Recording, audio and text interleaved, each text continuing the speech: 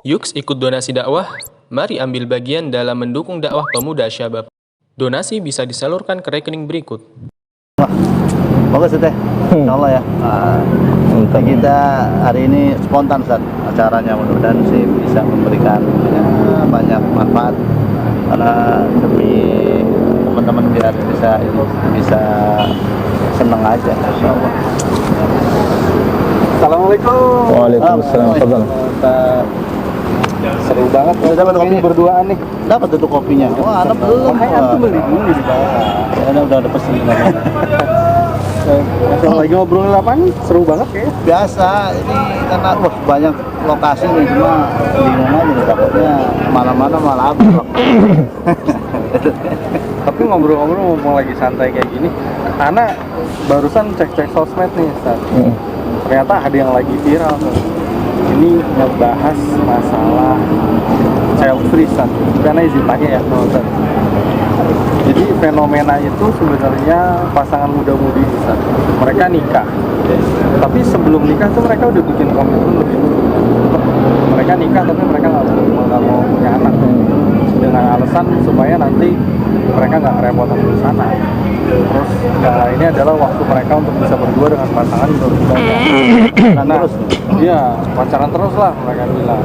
Ya intinya juga dari segi finansial juga lebih, menurut mereka lebih safe untuk mereka gitu. Ustaz.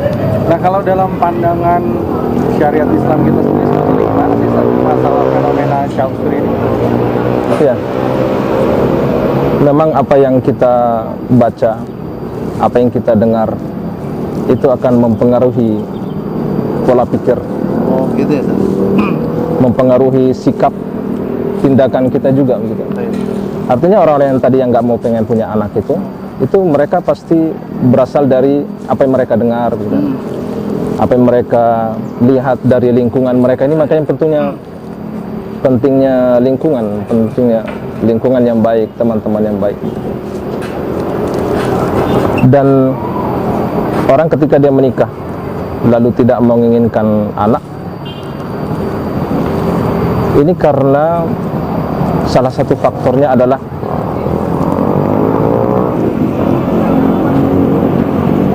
besarnya dunia dan sedikitnya porsi akhirat di antara mereka, di hati mereka begitu. Dan tentunya mereka pasti nggak tahu lah keutamaan memiliki anak gitu. Nabi SAW justru memerintahkan agar kita mencari istri yang subur.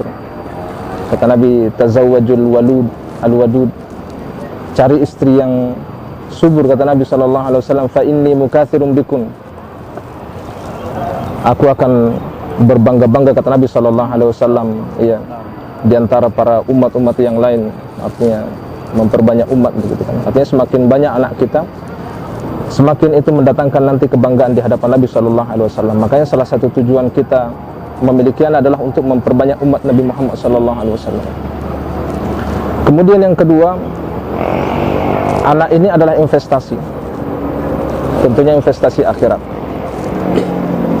Kalau banyak orang yang mengejar dunia, mereka berinvestasi dengan investasi dunia, maka anak kita ini adalah investasi akhirat. Kata Allah Subhanahu wa taala, wa an laisa lil insani illa ma sa'a. Manusia itu tidak akan menghasilkan sesuatu kecuali dari hasil usaha mereka. Artinya kebaikan yang kita tidak akan memiliki kebaikan amal soleh kecuali dari kebaikan yang kita kerjakan sendiri. Begitu. Wala taziru waziratu wizra ukhra. Seseorang itu tidak akan memikul keburukan orang lain gitu. Artinya semua orang hasil usaha dia sendiri. Dan kata para ulama, anak-anak ini ada hasil usaha kita. Gitu. Maka ketika kita memiliki anak, mereka membaca Al-Quran, maka Al-Quran ini pahala mereka juga ditransfer kepada orang tuanya. Masya Allah. Mereka melaksanakan sholat, kemudian pahala sholat mereka juga, kita juga mendapatkan pahala yang sama. Artinya setiap kali melakukan kebaikan secara Orang tua dapat. Masya Allah. Karena mereka beramal soleh, karena dukungan kita sebagai orang tua, dan mereka melakukan amal soleh, dan mereka keberadaan mereka pun itu hasil usaha kita. Masya Allah. Pendidikan yang kita berikan, dukungan yang kita berikan, bahkan biaya yang kita berikan kepada mereka untuk mereka bisa belajar Al-Quran agar mereka paham mengerjakan sholat, itu dari orang tua tentunya. Ya. Seperti itu. Jadi sebenarnya sebuah komitmen yang salah, Ustaz, ya. Kalau seorang pasangan mengemudi belum sudah komitmen untuk mau punya anak ya. Iya. Jadi justru diharuskan kita banyak memiliki keturunan ya. Betul. Cari istri yang subur, yang bisa memberikan keturunan gitu ya. Dan itu salah satu bentuk sedikitnya rasa syukur kepada Allah. Oh, gitu. Iya. Berapa banyak orang yang Nah, betul. Yang belum menikah ingin begitu kan, ingin punya anak. belum bisa ya, Ustaz. Nabi Bahayanya nih, Ustaz. Maksudnya kalau tadi itu bahayanya sebenarnya apa sih maksudnya untuk orang-orang yang kalau kita tinggal dari segi agama ya, Ustaz. Tadi kalau Ustaz bilang kurang rasa bersyukur. iya. Terus yang bahayanya yang lain nih kira-kira apa nih, Ustaz? Yang mengancam mungkin dari segi kadar keimanan kita atau apa? Atau bisa jadi apakah tidak termasuk pada kategori umatnya Nabi Muhammad, karena kan Rasul menyuruh memperbanyak Iya, keturunan. maksudnya ancamannya kira-kira apa nih yang menjadi sisi negatifnya mungkin Ustaz, dari seorang pelaku yang tadi yang berkomitmen tidak punya anak, apa yang Iya. Bisa jadi mereka termasuk orang yang menyelisihi sunnah Nabi Sallallahu Alaihi Wasallam. Tentunya begitu kan. Mereka tentunya menyelisihi sunnah Nabi. menyelisih dari Iya. sunnah Nabi? Iya. Karena Nabi memerintahkan untuk memperbanyak anak. Dan usaha yang mereka lakukan pun ketika ingin tidak punya anak pasti melewati cara-cara yang tidak dibenarkan dalam Islam. Baik. Pasti mereka akan memutus proses terjadinya kehamilan begitu kan, dan ini haram hukumnya. Kalau membatasi Ya. boleh, tetapi kalau memutus ini yang haram. Ya, berarti Iya. yang seperti yang KB dengan tujuan menjaga jarak gitu ya. Iya, betul. Itu yang diperbolehkan sama Iya. ulama ya. Tapi kalau mereka memutus ini haram gitu. Maka ketika orang memiliki pemikiran seperti ini akan banyak pelanggaran-pelanggaran yang dilakukan gitu. Dan banyak kebaikan-kebaikan yang tentunya mereka akan luput dari kebaikan tersebut gitu. Apa karena memang tadi disampaikan kata Ustaz kan banyak dari pola pemikiran. Nah, ini apakah termasuk kategori yang disampaikan Rasulullah itu bahwa cenderung mereka tidak memahami apa itu lalu bagaimana manfaatnya, tapi cenderung mengikuti. Ini masuk kategori apa? Itu namanya kiranya tuh apa tuh yang tasabuh atau gimana? Tasabuh, orang-orang ini kan di luar dari ini yang dari mana sunnah ini? ya? Dari ininya apa trennya ini dari mana trennya? Ini kan sebenarnya kan dimulai dari, ya memang kalau jujur child free itu sebenarnya sudah dimulai Dari beberapa luar, tahun ya? sebelumnya dari kebiasaan orang-orang kafir gitu. Artinya orang-orang muslim di luar sana ya. dari Islam. Iya, itu karena nggak usah sebutin negaranya, tapi memang ada beberapa teman anak sendiri di negara tetangga kita. Itu yang beliau punya teman berkomitmen untuk nggak mau punya anak. Alasannya satu, biaya hidup tinggi. Masya Allah. Biaya hidupnya Pada tinggi. rezekinya anak sendiri ya. Karena menurut mereka punya anak itu menambah biaya hidup mereka. Kemudian juga ya itu salah satunya itu sih sebenarnya yang paling penting untuk mereka faktor finansial itu sebenarnya. Dan mereka nggak mau repot, Ustaz, karena dua-duanya maunya kerja gitu. Ya benar tadi Ustaz bilang kerja rezekinya. Itu sih sebenarnya. Jadi termasuk tasyabuh berarti benar ya? Tasabuh. Tasabuh. Karena memang mengikuti. Sudah memang ya apa yang disabdakan itu sudah mulai terasa ya. Mulai banyak mengekor. Makanya kata para ulama, keburukan itu dia akan melahirkan keburukan-keburukan setelah. Orang hanya punya pemikiran yang buruk, banyak keburukan yang datang setelahnya. Masya Allah. Sebagian ulama mengatakan bukan sebuah keburukan yang kami takutkan ketika dia melakukan suatu perbuatan dosa, akan tetapi anak-anak keburukan setelahnya. Ya, karena kata para ulama, keburukan itu melahirkan keburukan sebagaimana kebaikan melahirkan kebaikan-kebaikan. Ya. Pokoknya no child free ya, Ustaz. Ya, Kita katakan tidak. banyak-banyakin anak gitu. Masalah rezeki itu bukan urusan kita, bukan. Berarti ini ada hubungannya dengan masalah berteman nih, Ustaz. Iya, berteman. Orang-orang di lingkungan kita kan yang pada akhirnya mempengaruhi pola pikir kita nih, Ustaz. Betul. Betul nggak?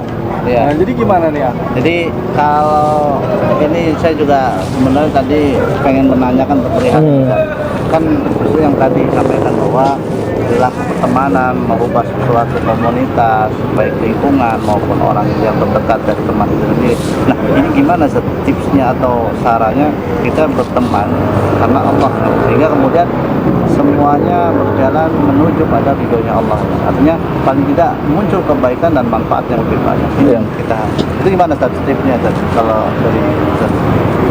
Tentunya diawali dengan niat. Orang ketika dia berteman dengan orang lain harus dia niatkan karena Allah Subhanahu wa taala. Karena motif orang berteman itu beda-beda. Ada karena urusan dunia, ada karena memang dia melihat orang tersebut dekat kepada Allah Subhanahu wa taala sehingga dia jadikan teman. Maka harus kita niatkan untuk Allah Subhanahu wa taala, karena pertemanan bukan karena Allah itu kelak di akhirat akan menjadi musuh, kata Nabi sallallahu alaihi wasallam, kata Allah Subhanahu wa taala. Mungkin belum banyak tahu. Allah Subhanahu wa taala mengatakan al-akhillau yauma idzin aduwwun illal muttaqun, kata Nabi. Kata Allah Subhanahu wa taala, orang yang berteman karib di dunia karena urusan dunia, itu di akhirat dia akan menjadi musuh, kata Nabi sallallahu alaihi wasallam. Sebuah gambaran ringan. Ada orang berteman karena urusan narkoba. Dia punya, anggaplah dia punya kebiasaan yang sama begitu kan. Ada fulan, dia senang narkoba, temenan sama pecandu narkoba pastinya begitu kan. Teman baik, ya kan? Kalau ketangkap, apa yang terjadi? Salah-salahan, musuhan di situ kan. Sama dengan di akhirat. Yang tadinya dia di dunia dia berteman, tapi karena pertemanannya hanya gara-gara urusan dunia, di akhirat salah-salahan. Gitu. Kecuali yang memang berteman karena Allah Subhanahu wa taala. Maka salah satu tips berteman itu adalah di antara yang dianjurkan oleh para ulama dan yang tentunya dicontohkan oleh sahabat-sahabat Nabi sallallahu alaihi wasallam adalah al-itsar. Mendahulukan orang lain, begitu kan? Al-itsar. Kan kadang juga ya, apalagi yang nggak berteman karena Allah, banyak egonya yang mungkin tinggi dan sebagainya. Yang berkawan, yang memang sudah diniatkan berteman untuk kebaikan untuk Allah, itu pun kadang masih ada ego. Itu kadang ada yang pengen lebih unggul dari satu dengan yang lainnya. Ini itu makanya apalagi yang tidak berkawan dengan niatan karena mencari betul. Nah itu kalau untuk tipsnya supaya kita jangan mempunyai ego yang tinggi itu seperti apa? Itu tadi yang dicontohkan oleh para sahabat, itsar. Itsar itu mendahulukan kawannya. Bisa kita lihat sahabat Nabi sallallahu alaihi wasallam. Dia punya 2 istri. Kemudian dia ingin ceraikan salah satunya agar dinikahi oleh sahabat yang satunya. Ini itsar, apalagi yang lebih utama dari ini. Itu maksudnya bagaimana kita terhadap kawan-kawan kita. Ini salah satunya. Jadi saling mendahulukan kepentingan sahabat kita. Betul. Dulu ada sahabat Nabi, dia buat makanan. Kemudian dia bawa ke tetangganya. Tetangga mendapatkan hadiah makanan, dia bilang, mungkin tetangga kita lebih butuh. Kasih ke sebelahnya. Dia nerima, dia bilang, yang nerima ini mungkin yang sebelah lebih butuh. Kasih ke sebelahnya. Sampai makanan ini kembali ke pembuat yang sama. Allah mengatakan wa yu'thiruna ala anfusihim walau kanu bihim khasasah. Mereka mendahulukan saudara mereka padahal mereka butuh, kata Allah Subhanahu wa taala. Subhanallah. Ya. Itu yang pertama. Yang kedua, dan ini yang dapat meredam ego seseorang ketika dia mendahulukan orang lain, gitu kan.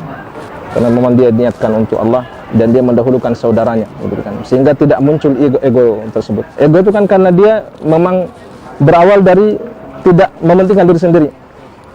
Tidak ingin mendahulukan temannya, begitu kan. Ya. Kalau para sahabat Nabi yang mereka contohkan adalah mendahulukan.